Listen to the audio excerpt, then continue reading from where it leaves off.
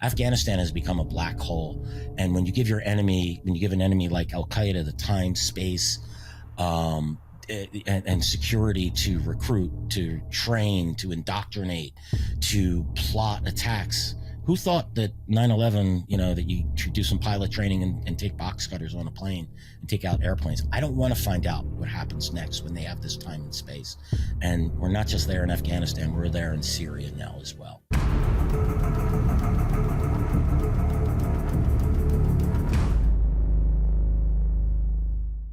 Ladies and gentlemen, welcome back to Change Agents, an Ironclad original presented by our friends, our spicy friends, if you will, at Firecracker Farm. Today's episode is about the Taliban rule and the global risk of that rule, which could lead to the rise of a new jihadist safe haven. My guest today to discuss this topic is Bill Roggio. He's an American military commentator and journalist specializing in counterterrorism and global conflict reporting. He has embedded with various military forces throughout his career, including the U.S. Marine Corps, the U.S. Army, the Georgian Army, the Iraqi Army, and Iraqi police in Iraq from 2005 to 2008, and also with the Canadian Army in Afghanistan in 2006. Since the U.S. withdrawal from Afghanistan in August of 2021, the country has rapidly reverted to a safe haven for terrorist groups, just as it was pre-9/11. The Taliban are back in power. And despite promises to the contrary, they are harboring and cooperating with jihadist organizations like al-Qaeda yet again. The region is again the hub of jihadist activity, and its impact is already being felt in attacks in Russia, Iran, and potentially beyond. Let's dive into the show. Yeah, man, we're gonna open with Afghanistan a little bit, just because for most people who pay attention, and especially for the GWAT era, like we understand that particular moment. And I was looking at the show notes. And, the jihadist landscape in Afghanistan, it's a good one to talk about U.S. influence, what happened when we leave, how we left. But I almost think it's better if we describe what the area was like before we went there as well. It paints a little bit of a better picture as opposed to just, hey, we left, this is what it looks like now. Can you paint the picture for me of what it looked like before we were there, the GWAT era, and then what happened after we left? I think. I'm assuming you're talking like post-Soviet withdrawal to just kind of painting the landscape of actually post-Soviet withdrawal in between that era and then when we showed up, what it looked like when we were there, and then kind of what it looks like now and what it's evolving into. And one of the things I'll say is just Afghanistan wasn't at war for 20 years; it was at war for 40 years, right? Soviet invasion. Then the Civil War, then the Taliban takeover and the peace of the Taliban. And that's where we're back at. It's almost like a cycle, right? Yeah. I feel like you're in like Groundhog Day, Afghanistan. I can. Yeah, fire away, man. Take it away. Yeah, we can do that. I don't know if you know, but I'm the guy that created that map that showed Afghanistan collapsing. That was all over the television. That was me. I was the one that tracked the security situation in the provinces and the districts at the district level. I got called in like 2004. I started in around 2013. Around 2014 or 15, a colonel from ISAF calls me because I think what happened was SIGAR wanted it. Someone saw what I was doing, and he's like, "Hey, how do you put this map together?" And at that point, I only had maybe a third of the districts that I could assess. Mm-hmm. And I'm like, "Wait a minute, you guys aren't doing this?" That was the first thing I said to this colonel. Yeah. And there was this long pause. Well, we're trying to, and I'm like, holy fuck, man, we're screwed. I knew at that point, I actually knew before then that we were screwed, but that was sort of I was like, yeah, they're just they're sending people out in the districts and they never even assess the security situation. My last appointment there was 2010. And by the time I left, I was there for about 8 months. I had a very good idea of what was going to happen whenever we wound it down. Yeah. And honestly, I think if you were to sit down with any veteran that served over there, probably at any time after 2003/4, if they really did a deep dive, I think they probably knew that it was untenable in the long run, that it was going to end the way that it was. I probably didn't figure that out until 2006, 2007. Once I went there, I embedded with the Canadian Army out there.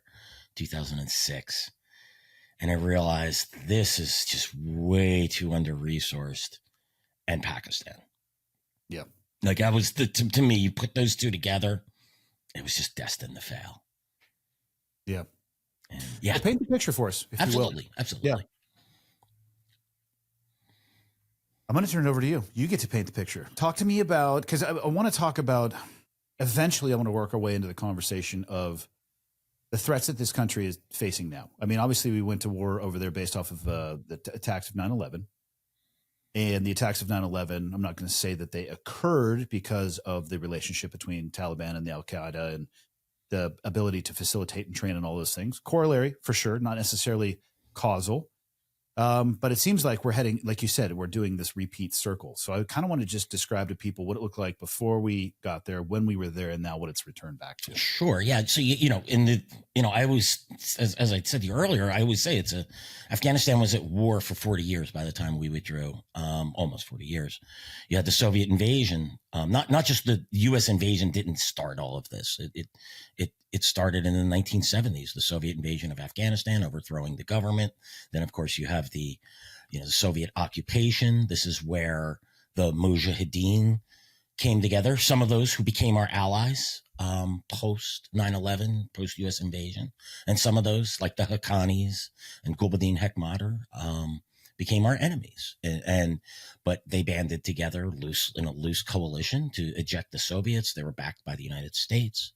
And by, of course, we worked through Pakistan, probably one of our greatest mistakes in the Cold War, at least in South Asia or Central Asia, I would argue, because it brought us the Haqqanis, it brought us the Taliban, it brought us the Gulbuddin Hekmatyars of the world. So you had, these groups, they come together, they fight ferociously.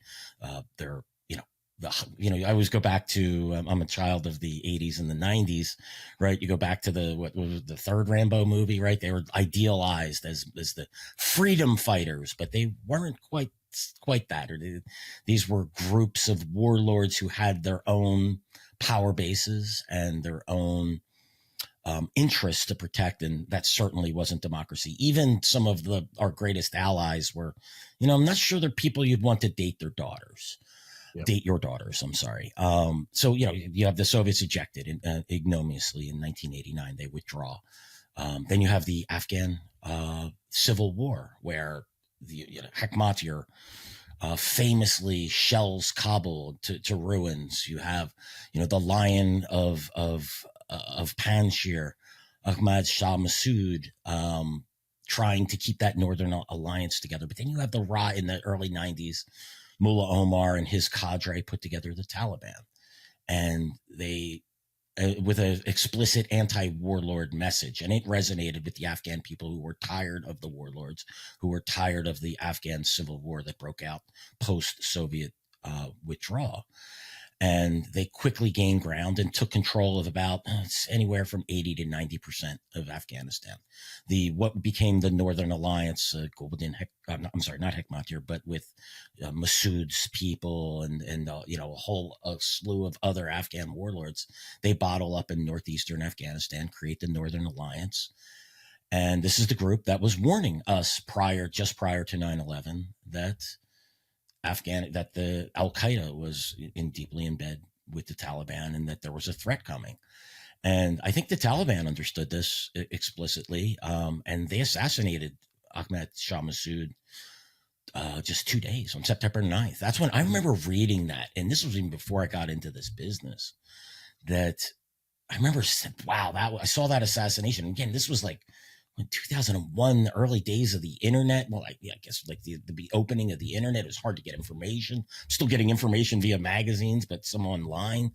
But I remember reading that online and being like, wow, that's an interesting development. And then 2 days later, the planes fly in the buildings. Didn't they rig a video camera with explosives? Yeah. Yes, they had two reporters, right? Yeah. That they put a bomb in a camera. They got a meeting with Massoud and they detonated. Yeah, it was a brilliant plot, and they did that because they wanted to weaken. They knew that right after 9/11, the U.S. would invade, and they wanted to take out the most effective commander. And he was an effective commander, despite his shortcomings, whatever they may have been. He was an effective leader and one who was greatly respected by many Afghans. And, I always wonder what would have happened if he hadn't been killed, if he had survived that, or if that assassination attempt never happened. Could have Afghanistan been a different place, but I think the CIA was pretty hell bent on getting a Pashtun in charge of Afghanistan, and we were probably always going to go with Hamid Karzai. So that's the origins of, so again, even so, for almost 20 years, for about 16 years, Afghanistan was in the midst of a civil war. Even the Taliban took over the country, I would probably argue around by like 2000, or I'm sorry, by 1996, 95, 96, they consolidated control over most of the areas of Afghanistan. They created their Islamic Emirate of Afghanistan, which is back today. They started their, we have seen those videos, right, of the beheadings and the soccer fields and the stonings. And so Afghanistan was somewhat at peace. The Taliban were constantly fighting the Northern Alliance, but that piece of the Taliban is always anything but peaceful. They're imposing their harsh version of Sharia on the people of Afghanistan, and foreign terrorist organizations are coming into Afghanistan and fighting alongside Turkestan Islamic Party. Of course, al-Qaeda, Pakistani terror groups like Lashkar-e-Taiba and the whole alphabet soup of groups, the Islamic movement of Uzbekistan. I could go on and on with these groups, that many of which still exist to this day, that served in what is described as al-Qaeda's Brigade 055, basically of the Taliban's Foreign Legion of al-Qaeda linked fighters that still to this day are that fight within the Taliban ranks. Some of these groups have rolled into the Taliban's military to this day. And al-Qaeda, I'm not sure if you want me to go here right now, but I could tell you the state of play in Afghanistan is absolutely horrific, despite what President Biden and President Trump really hasn't commented on Afghanistan. Yeah. But President Biden said al-Qaeda's defeated. Well, I was going to ask you about that. Yeah. The link between al-Qaeda and the Taliban, very well established. I'm curious your thoughts. I mean, the U.S. swings a very big stick when it comes to military power. I think a common mistake people make is they underestimate their enemy. Our enemy learns as well. And, we were definitely hunting al-Qaeda personnel early on in that engagement in Afghanistan and Operation Enduring Freedom. But they also learned, like, hey, if 5 of us get together and use a cell phone, we get vaporized. So we're not going to do that. Let's be disaggregate. Let's communicate in a different means. Yeah. The messaging was, hey, we destroyed and vaporized al-Qaeda at their back. I'm curious your thoughts. Did we really destroy them when we were there, or did we just push them into new territory and out of that region until they had time to come back? We never defeated al-Qaeda. We hurt them badly.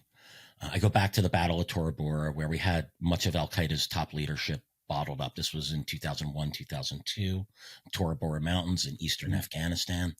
And to me, one of the, if I was in charge, I tell you, I would have thrown every unit that you could mobilize at them. Get the 101st, get the full 82nd, get that 75th Ranger, get all the Ranger regiments in there, get all your SF, surround that area, 101st or 10th Mountain, get them all in there, say walk out in 48 hours or nothing walks out. We don't leave a blade of grass, a frog, or a tree in this area. But we didn't. We leaned on tribal militias, and this was part of Secretary Rumsfeld's, minimal force deployment. I forget there's a name for it back then, but economy of force, whatever it was. But we relied on Afghan allies to bottle up the Taliban as our special forces went in and tried to root them out. Al-Qaeda. Al-Qaeda, of course, slipped out. Bin Laden, we knew he was there, and others. They slipped into Pakistan. They reestablished, and they never were defeated. And then they came back, and they've helped the Taliban since. I mean, we have numerous, when we went through Bin Laden's documents, I found numerous reports of al-Qaeda talking about how they support the Taliban, how they help build the Pakistani Taliban, how they helped write the Pakistani Taliban charter, how they kind of got a little upset when they perceived the Pakistani Taliban, which, by the way, is just the Afghan Taliban on the other side of the Duran line or the border, how they were upset and ordered the Pakistani Taliban leaders to not poach al-Qaeda leaders, things like that. So they never were defeated. It didn't happen. I remember writing something on this probably 15 years ago. Maybe it was about 10 years ago. Remember President Bush had like a piece of paper with and crossed names off, and it was 75% killed of Al Qaeda's top leadership. Then President Obama did something, and another 66% were killed. And then how many times are we going to say that Al Qaeda is? And then I just sort of mock this. We used the D word when it came to Al Qaeda: decimated, degraded, defeated, done. There's a whole bunch of them that I'm forgetting at this point in time, but that's how they've been described. And that was never the case. Even when President Trump signed the Doha agreement with the Taliban, you had Secretary of State Mike Pompeo, saying, well, the Taliban is going to destroy, yet another D word, Al Qaeda. And I haven't tracked a single raid that the Taliban have done against Al Qaeda. Why would he say that? I mean, where in the history of the relationship between the Taliban and Al Qaeda has that been the case?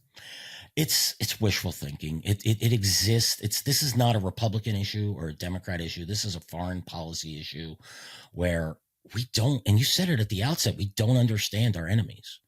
We underestimate them. We think that our military might, our airplanes, our guided bombs, the training of our troops, elite special forces and whatnot, we think that makes us superior. But the Taliban have always, and Islamists in general, they've had the will to get past that. We think that if we kill a commander, we kill 5 commanders, we kill 20 of them, that means that these groups are done. Here's another document I ran into, which I never got a chance to publish it, but it was fascinating. It was an Al-Qaeda report. They were basically doing evaluating their junior leadership, and the names on this list. So this was created. I was able to date it somewhere around 2006 because a couple of those guys were in U.S. captivity, and then they escaped from prison, and from U.S. prison in Bagram, the Bagram 4. And then they went back into Al-Qaeda's leadership. One of them, Abu Yahya al-Libi, was one of them. He became Al-Qaeda's general manager, right? But they were assessing their leaders. While we're conducting our drone campaign in Pakistan, Al-Qaeda's going, yeah, this guy might be good. This guy has potential. This guy's a little lazy, but a little unfit, but his mind is strong and he's a good leader of men. The State Department described this as Al-Qaeda as having a deep bench, and they remain that way. We underestimate. We think that because we kill what the U.S. What political leaders and sometimes within the military and intelligence community call those legacy leaders, that Al-Qaeda isn't going to replace them. I think it might have been President Trump or President Biden or both, probably very likely. I think President Biden said Al-Qaeda only had 2 leaders left. At the time. One of them was Zawahiri, and one of them was Maghrebi, who's now probably Al-Qaeda's deputy leader. He's still alive. And they think, and that was it. If we just kill those guys, then Al-Qaeda's finished. Meanwhile, Al-Qaeda's running training camps in 34 Afghanistan's provinces, safe houses, madrasa or religious schools in 5 provinces, a weapons storage depot in Panjshir province. This isn't me telling you this. This is the United Nations Security Council's Analytical Support and Sanctions Monitoring Team. That was their last report in February. And other groups, like I described earlier, are also running training camps. This is all part of Al-Qaeda's network. That, we never defeated the Al-Qaeda. It didn't happen. We hurt them.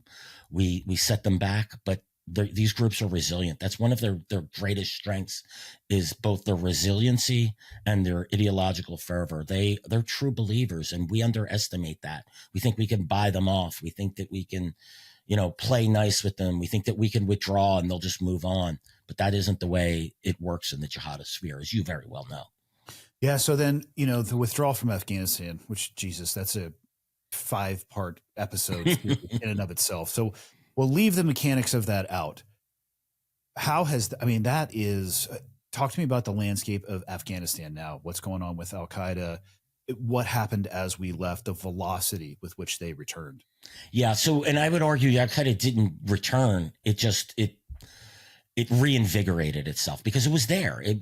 When the Taliban signed the Doha agreement, the UN sanctions and monitoring team, they reported that Al-Qaeda was providing strategic advice for the Taliban and encouraged them to sign this document. And this was back in 2019. Why did they do that? Because they knew with the U.S. gone, they'd be able to come from out the shadows. So obviously the withdrawal, an absolute disaster. Both, I always say if what happened in Afghanistan stayed in Afghanistan, we probably can just, suck up that loss and move on. But that isn't historically how things have worked in Afghanistan or with jihadist organizations, period. Again, al-Qaeda was there. Look, I could go back 2000 and late 2015. We raided a terrorist training camp that the U.S. general at the two camps, actually.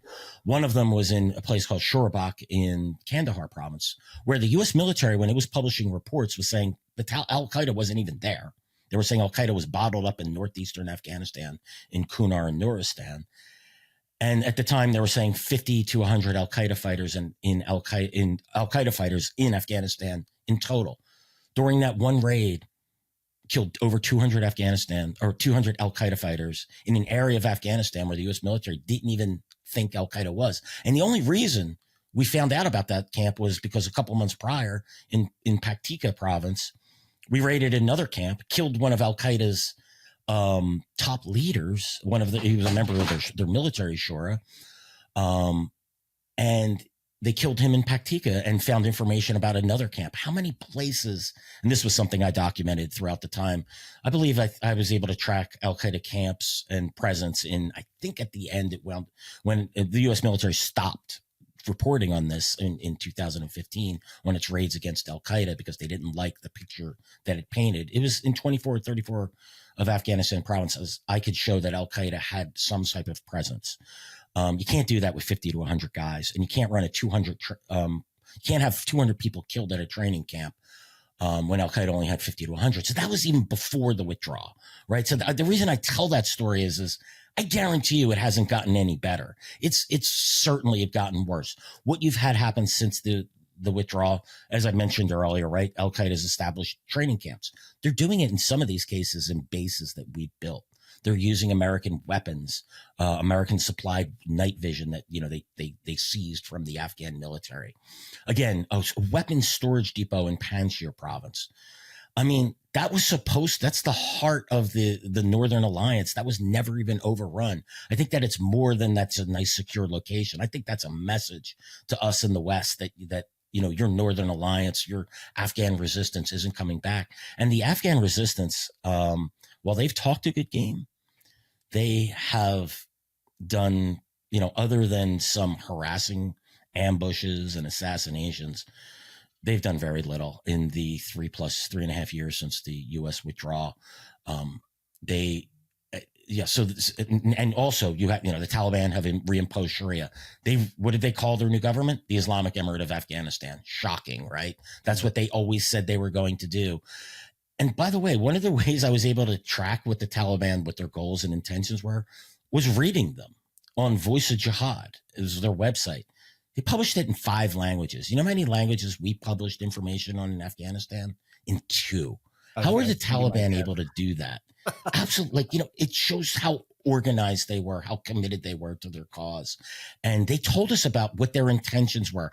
I go back to an article they wrote where they said that they would never negotiate with the Afghan government in good faith. I'm paraphrasing it here, but it's probably almost word for word, where they said, we're not going to we didn't spend our blood and treasure, the lives of our mujahideen, our freedom fighters, for some silly ministerial post. And that's exactly what the Taliban did. And there is no unity government. They never negotiated with the Afghan government. They just made it look like they would so the U.S. would leave.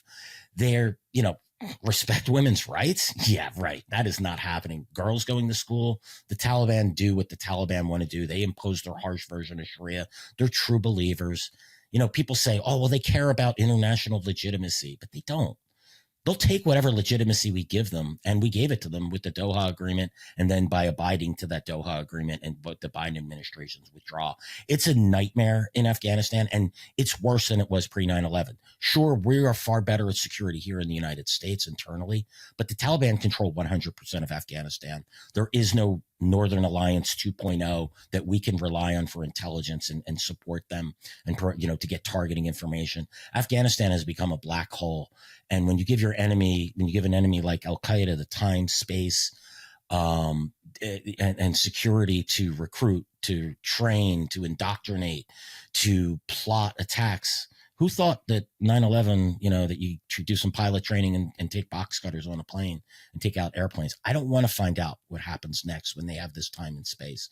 And we're not just there in Afghanistan, we're there in Syria now as well.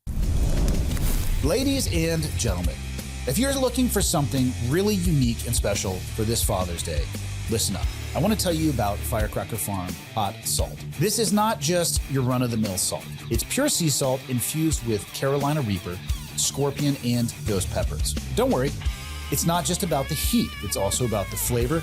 And this stuff adds an invigorating lift to everything you are cooking, from eggs in the morning to your grilled steak at night. It comes in a super satisfying stainless steel push grinder. Here's one of them right here. Easy to travel with, easy to keep right on your shelf. And it lasts over 500 presses per grinder, with most sets including a refill. And because it dispenses such a tiny amount, it brings a ton of flavor without overpowering your food and loading it up with sodium. This is all made in small batches by Alex and his family, a real labor of love. It looks great on the table, it's portable, and trust me, everything is better with hot salt.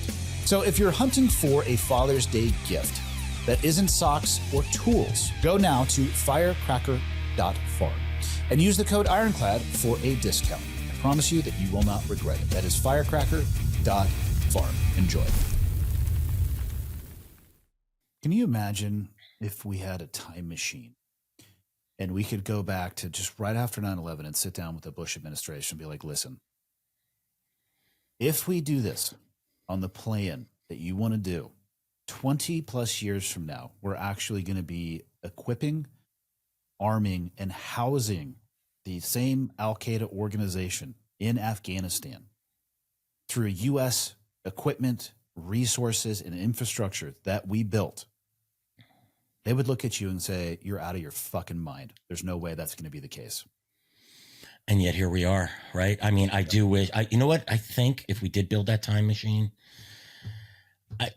I'm a fan of classic Greek literature, and Cassandra is one of my favorite characters, right? She's the son of Priam, the king of Troy, who was raped by Apollo, a Greek god, and she was cursed with, because she talked about it, she was cursed with seeing the future and no one believing her.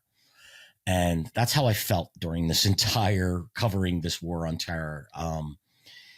They wouldn't believe us. They just wouldn't. They would call us crazy. They'd say they would tell us that's impossible, that we don't know what we're talking about.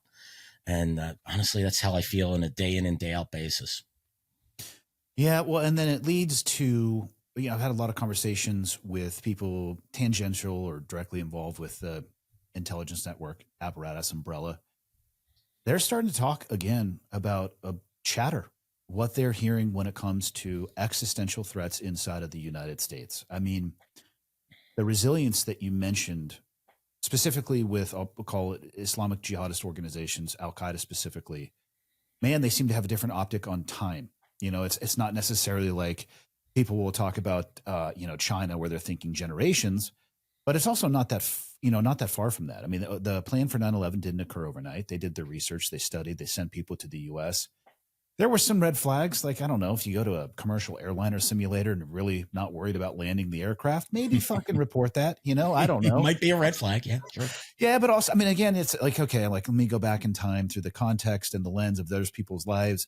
There had never been a hostage situation or hijacking situation that was like that. I'm like, okay, I can give you a little bit, but also, yeah, that's still like a ticker tape of red flags, Macy's Day Parade. Like, wait, what's going on? What's going on? I try to be graceful, but I'm starting to hear from people, and have been hearing from people who are either directly associated with this or, like I said, tangential to it. They're trying to ring the alarm bell as much as possible. And, the border issue, again, could be a topic of a multi-episode conversation. I think it's been mishandled from both the left and the right at many times. But the reality is, a lot of these people are saying that if there are operatives that are going to be doing the next 9/11, whatever that may be, it's likely that they're already here. and they're already planning. And I'm curious your thoughts on that. Just not even in the U.S., but given the state of affairs in Afghanistan right now, that it's almost like the groundhog sticking their head up and looking around, realizing the predators aren't there. So now they're out playing and practicing and recruiting. What type of risk threshold is this creating, or not necessarily threshold, a risk assessment, I would say, not only to the United States, but other countries as well? Because we're not the only people that are on the target list for, jihadist networks. Yeah. And I think we have to remember, I'm going to take a quick step back here. And first of all, the risk is high in my estimation, because you have terrorist havens now in Afghanistan and in Syria. Half of Somalia is under al-Qaeda control with Shabab. Yeah. And then you look at West Africa. That's, another 2 or 3 podcasts you and I could do. You have to step back. What is the goal of the jihadist groups? What is the goal of al-Qaeda as well as the Islamic State? And we have to remember, you mentioned the border. We had 8 operatives from the Islamic State that came across the border that were captured. So we know they're trying. Yeah. And it's possible that they're here. One of my biggest fear, by the way, is a Mumbai style attack, or the attack that we just witnessed in India, right, in Kashmir the other day. The last month, right, where you get a couple of gunmen that come in and just shoot it up. That could just wreak havoc. And I could talk about ways, and I don't want to give people ideas, right? I don't want to give my enemies ideas. But boy, if I had 8 guys and split them up into 4 teams, I could shut this country down. Yeah. And it wouldn't take much to do so. In New Orleans, and you extrapolate that out over a half a dozen locations. Exactly. Stress. Go to a school, go to a post office, go to a supermarket, and go to pick another public place that and just think of this. I remember what happened on 9/11. I didn't see an airplane in the sky for days. Yeah. It was my sister and my brother-in-law worked in the North Tower. So they witnessed the 9/11 from the ferry because they happened to be late for work that day. But back to the point, al-Qaeda's goal is to establish a caliphate, right? To reestablish a caliphate. Same thing with the Islamic State. I'm sorry. And to do that, they want to do it by emirate at a time. Well, they've created one in Afghanistan. They have one in Syria, right? And people will say, well, that's fine. That's their business, whatever they do. Again, if it's in Afghanistan, who cares? Well, Afghanistan brought us 9/11. It also brought us the first World Trade Center bombing and the USS Cole. It doesn't have to just be an attack here in the homeland. They do that to try to weaken our will, to rile us up. But it could be against U.S. interests overseas. It could be against American tourists. It could be against, again, the USS Cole, right? Yeah. A U.S. warship. It can be against U.S. businesses. It can be against our allies. Is it a good thing if Jordan, all of a sudden became, I'm not saying that that's a direct threat, but that's a stalwart ally in the Middle East. What if that became the next Islamic Emirate? How would that impact our national security? Or if the Saudi government fell, which the al-Qaeda did try to do in the 2000s, they tried to overthrow the Saudi government. And then you have second and third order effects, like when Iran starts to, I don't even want to get into that. That's a whole nother problem. But, you had them battling over Iraq and Syria and in other theaters as well, even though that's a whole complicated issue. But that's the threat, right? And then they use these bases, they use these emirates to recruit, to train, to indoctrinate, to fundraise, to plot. And then they can carry out, as they get more resources, they can work to do, they call it, they describe it this way: the near enemy and the far enemy, right? The near enemy is the Muslim countries they want to overthrow. Also Spain, right? Because that was part of the caliphate. But they'd be happy to take over countries in Europe as well. And they're operating in areas in the Sahel that weren't traditionally part of the caliphate. The reality is they want to raise their black flag across the globe. And we're giving them the time and space to do so. And in the case of Syria, which is absolutely maddening, we're going to provide money for them to do so, because every dollar we spent rebuilding their infrastructure is money that jihadists don't have to spend, that they can use to train, to recruit their people, to do all of the things. So yes, the threat is great on so many levels, not necessarily here in the United States, but that is a concern of mine. And, I think we've gotten back to that pre 9/11 mentality, where we wanted to end the endless wars so badly that we just withdrew from them. But the reality is just because we want the wars to end doesn't mean our enemy does. And you had mentioned one thing that I want to expand upon, their patience, right? First World Trade Center attack, 1993. Ramzi Youssef is, after he's captured, is flown by the World Trade Center and the FBI agent pointed to the World Trade Center and said, look, those buildings are still standing. And he said, yeah, well, give us time. We're not done yet, basically, is what he said. And years later, you have 8 years between the two attacks, with other attacks in between. But I'm a believer. They believe in terms. We think in terms of 2 and 4 year election cycles, and they think in terms of decades and generations. They know they're the underdog, and they know that it's a long war for them. You can feel it. There is a difference between somebody who is a part-time Taliban employee, but I'll use a broad description, that would like go unbury their AK in the afternoon and do a walk around the poppy field. Like if you encounter that somebody tactically, that feels like palpably one thing. Then you mention areas like up in the Northeast, up in Kunar. Holy shit. Pack a lunch, right? Talking people who are acting very militaristic. They are jocked up and they're ready to go, sometimes even sleeping in their gear. I'm like, okay, that's going to feel a different way. And then there are the devout and extreme jihadists. And I actually don't know how to describe those people to somebody who hasn't looked into the whites of their eyes. And in addition to their patience, I think one thing that a lot of Americans struggle with is the difference in concept that they have and what they are willing to do and who they are willing to kill and destroy to get to their end state. It is a different value of life. I mean, imagine trying to get your average American to strap on a suicide vest for an issue that they believe in. They would be like, what the fuck are you talking about? Like that doesn't even register. And I'm not going to say that was incredibly common, but it wasn't uncommon. It is just a difference in mentality. And it's so hard for me to try to describe that. If you talk with a lot of Americans, not all of them, about threats or threats from these type of organizations, it bounces up against this difference in the concept of how we view the world. Like, oh, nobody would ever do that. It's like, they just might. So that brings to mind back in, I forget what year it was, but Mullah Habibullah Akhundzada, who's now the emir of the Taliban, when he was the minister of justice, basically the Taliban's religious enforcer. He's the guy who issues fatwas or religious edicts to do things like suicide attacks. His son was a suicide bomber in Afghanistan. This is a very powerful individual. And, I think most Americans would think, yeah, well, they're convincing, those who aren't quite as bright, those who are malleable. Sometimes this guy signed a fatwa for his son to become what does that take, right? It's one thing to go and recruit some, low IQ farmer and convince him that he's doing his religious duty.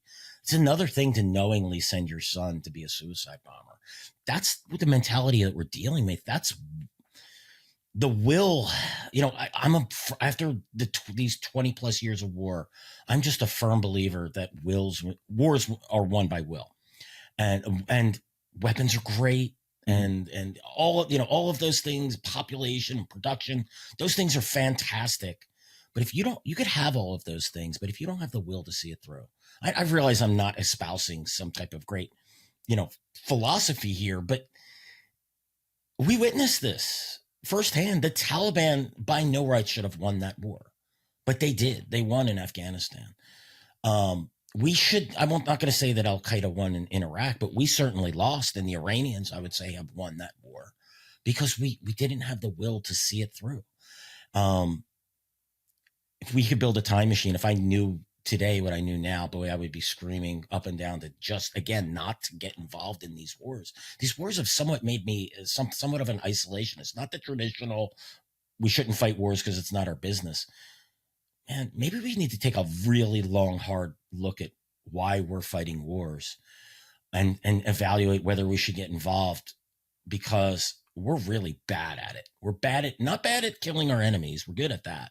We're good at the tactical stuff, but at the strategic, we're not winning wars. And we need to ask ourselves why. Unless it's a vital national security interest, I'm just an advocate at this point.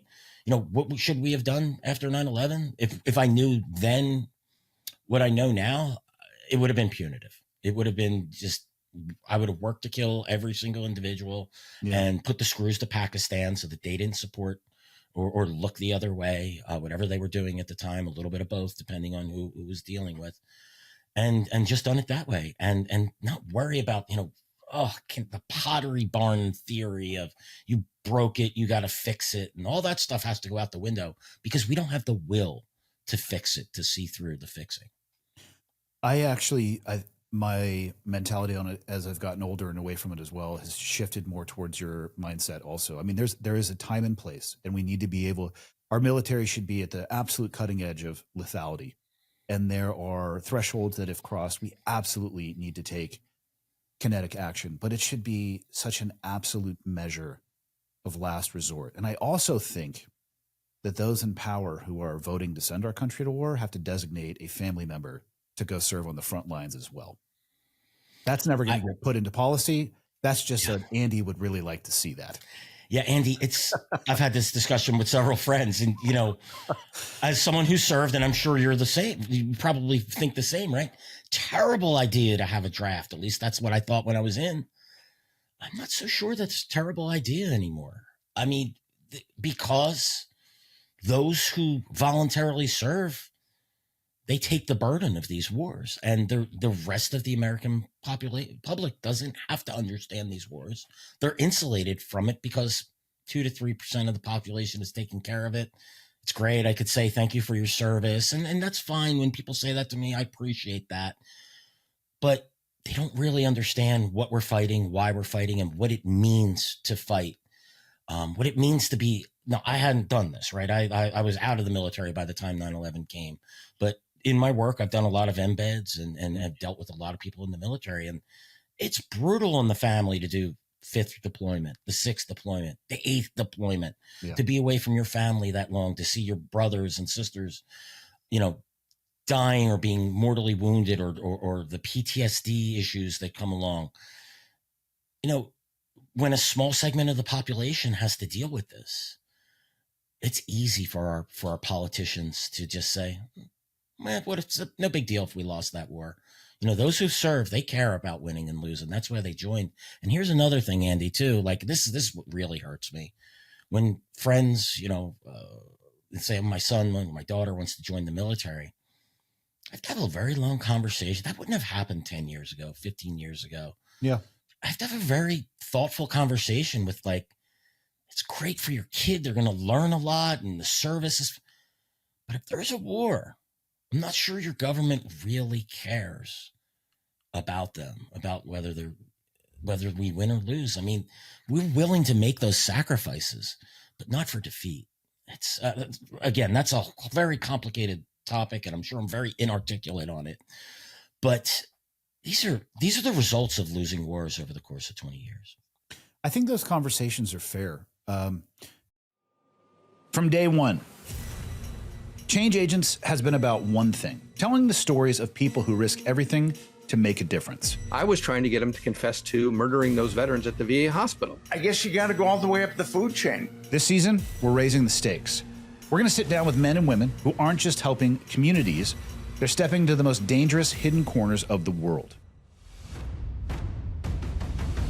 These are the voices most people never hear, operating behind the headline, under fire, and in the dark.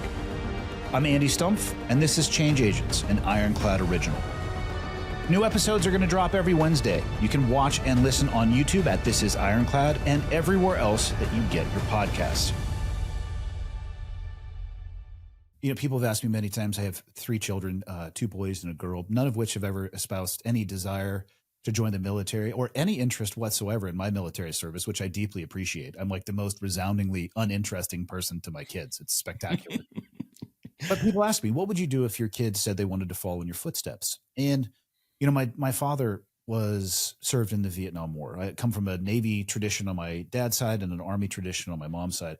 My mom my grandmother actually served in the Navy first as a nurse and was discharged due to post-traumatic stress, treating frontline soldiers coming back from amphibious invasions. Lied, got into the Army, and went right back into nursing. So, fucking get some. You know, my dad was Yeah. in the first squadron of patrol boats in Vietnam in the Brown Water Navy. So in the SEAL teams, I worked on the Mark Vs. Well, he was a 50 cal gunner on the Mark Ones, which is how I first heard about SEALs, because they were obviously an insertion extraction platform. He wasn't a SEAL, but he was the one who was explaining to me what they did. But let me tell you, when I expressed my desire to join the military, I don't think that's what my parents were looking for. They weren't like, yay, we've always hoped for that. They were fucking stone cold solid. I think when I first mentioned it, I can only imagine the conversations they had that night, like, son of a bitch, what do we do? But they did the same thing that I would do. My dad tried to educate me on his experience. He tried to provide me with as much information as possible, and then they allowed me to make my own choice. And I would have to do the same with my kids, but I would have to talk to them about the things that you mentioned, the consequence, the burden, the cost. You know, everybody talks about the price.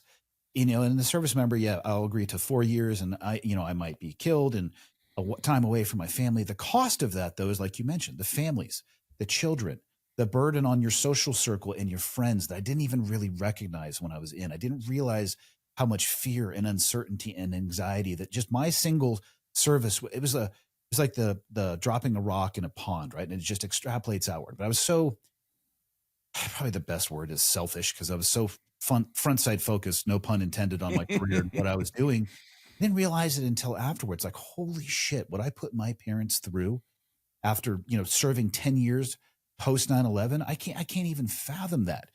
But if my kids wanted to do that, I would at least have to explain those things to them, and not in a way where I'm trying to really, manipulate that, just giving them as much information as possible. And then I have to step back. I think it's fair that you would want to do that. Informed decisions writ large, I think improve our society in the direction of our society. It's when you don't talk about those things and then you are unwillingly, bearing the brunt of them. I think that's when we really get into trouble.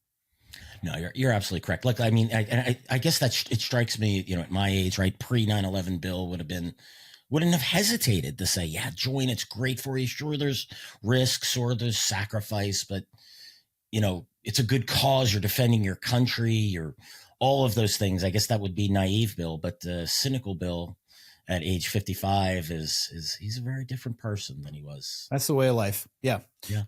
Unfortunately, my driver's license, I don't understand, because it tells me that I'm much older than I feel. And I'm emotionally still at 13, maybe 14, an argument could be made.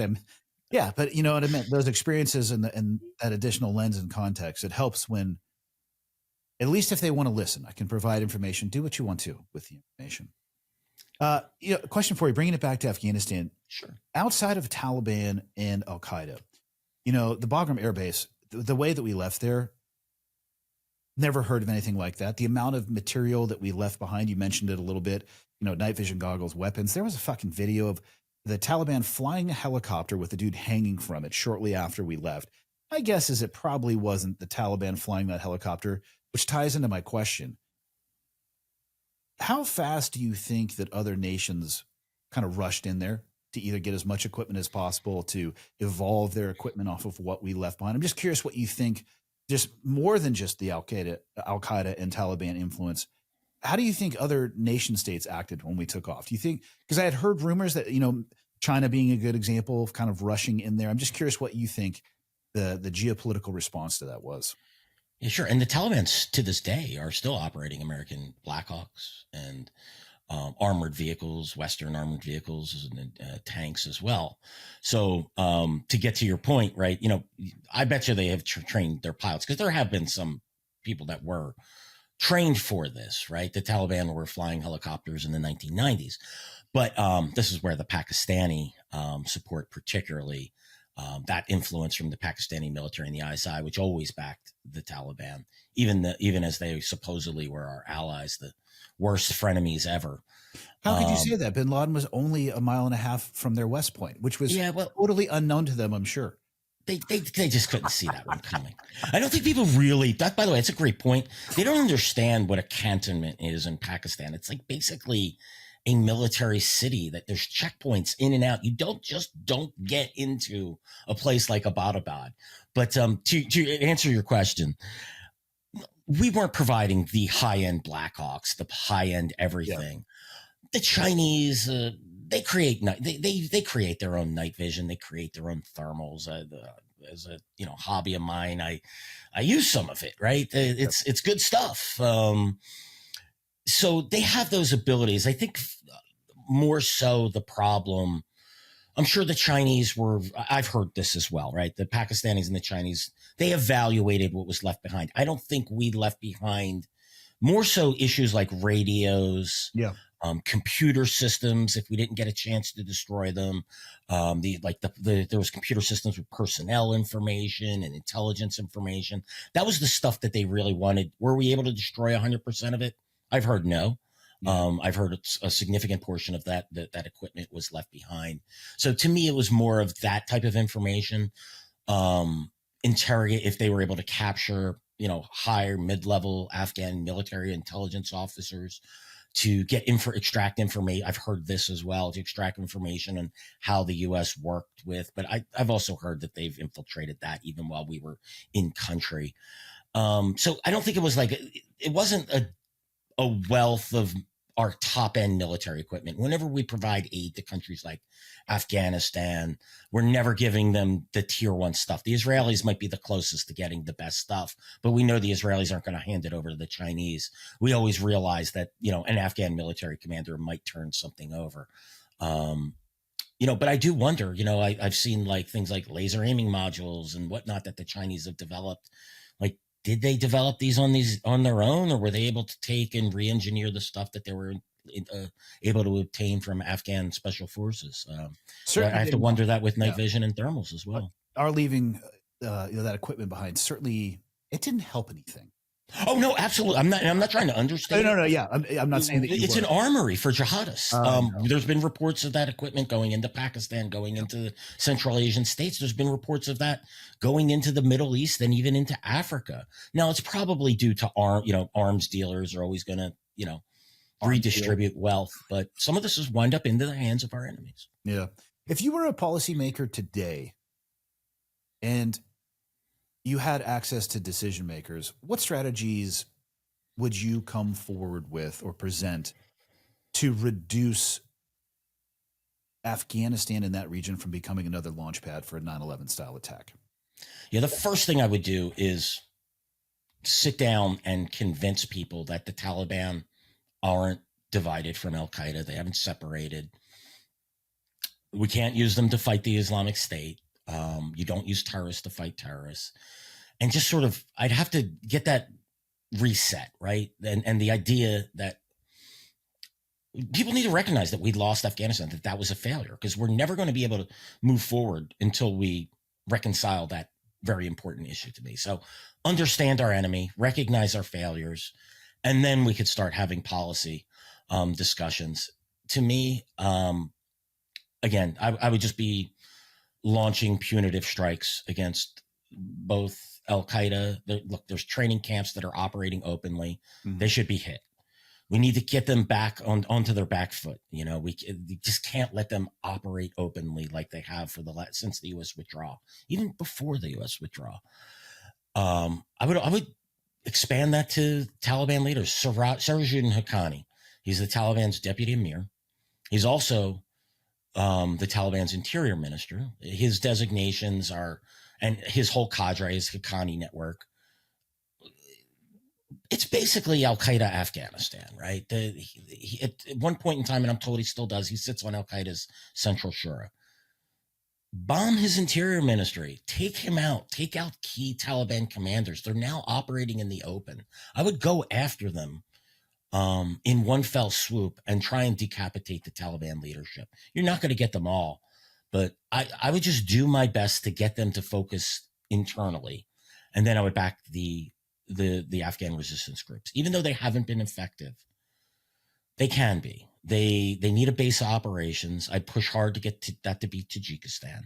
They're the one country that's really terrified by this. This is all complicated with Russia and Ukraine. And will the Russians allow the U.S. into Tajikistan, because they still have a lot of influence there? But we need a Northern Alliance 2.0. There are Afghan groups. They need to be unified. They need to put aside, boy, you want to talk about childish squabbles? Just go look and see what the Afghan resistance is doing, and see how they just can't seem to come to agreement on anything. They need to cast aside that old leadership. Some of them are still those same old warlords from the 1990s. Cast them aside, get those commanders who are in charge, the Sami Sadats of the world, General Alizai, who were effective when they commanded Afghan forces, and get them to lead and get our eyes and ears back open, arm them, get them, wouldn't be an open. As a matter of fact, I'm not even sure I'd provide them cash. I would provide them with the weapons and the ammunition and the food and the radios and the equipment they need, and give them the bare bones stuff to take the fight to the Taliban. That's what I would do. I could dream. Yeah. What would you say? I mean, when we're talking about that level, obviously you're talking strategic policymakers, which is almost nobody on the face of not only planet Earth, but here in the United States. Maybe this is a good way to round out the conversation. What would you say to the average American citizen? So if somebody's never going to be that policymaker, but they are hearing these people who are legitimate, they have the bona fides and the intelligence background, and they're trying to sound the alarm bell. What would you want the average American citizen maybe to understand about this current threat landscape that they're not going to find on mainstream? Yeah, one of our biggest failures across all four presidencies since 9/11 was a failure of the leadership to explain the threat, right? And I think that the American public, they put 9/11 and the 9/11 wars into the rearview mirror because they're ugly. But I think they need to understand that just because, and the world has become a far more complicated place, Russia, Ukraine, the rise of China, the Iranian threat and everything that's going on with Iran and its web of proxies in the Middle East, the Houthis attacking shipping and whatnot. But they need to understand that this is still a threat, that for whatever the Houthis have done or the Iranians have done or the Russians have done or the Chinese have done, they didn't bring down the World Trade Center and all the other buildings in New York City. They didn't fly an airplane into the Pentagon. They didn't, they haven't attacked us. And that doesn't mean that they're less of a threat. Don't get me wrong. These are all equal threats. So try to re-educate the American public on the importance of this fight and articulate what that policy to deal with them should be. Should we be going into countries and spreading democracy as we did post 9/11, which was an absolute mistake? No, we shouldn't be doing that, but we need to be vigilant. We need to be willing to strike in places where people have never heard of. Our leadership needs to explain to the American public the nature of the threat. And it really should not be shaking hands with a specially designated global terrorist who, was the leader of al-Qaeda's branch in Syria. That just sends the absolute wrong message to the American public. The desire to end the endless wars. And it's not an R issue or a D issue. It's an issue of policymakers on both sides of the aisle in Washington. I agree. What would you like to close it out with? Final thoughts for the audience? Well, look, I'm certainly, not the guy you bring to the cocktail party to discuss these issues for some good news. But, I certainly must sound very pessimistic, but there is a ray of hope. There always is. There's, guys like you, Andy, who've served and have, put their life on the line for this country.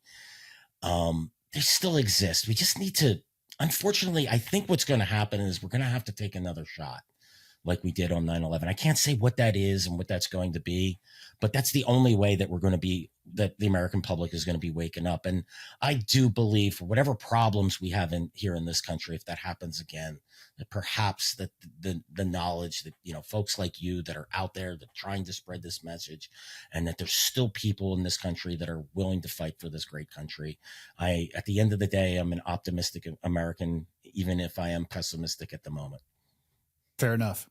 Perfect ending. Bill, thank you for your time, man. I really appreciate it. Anytime, Andy. That was a lot of fun.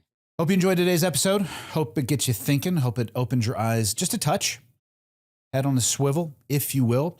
If you'd like to learn more about Bill or perhaps follow his work, I'd suggest heading over to X at Bill Roggio, Roggil, Bill being the normal spelling. Thanks again for listening to Change Agents, an Ironclad original presented by Firecracker Farm. We're going to be back next week with an all-new episode and an all-new guest. I'll see you then.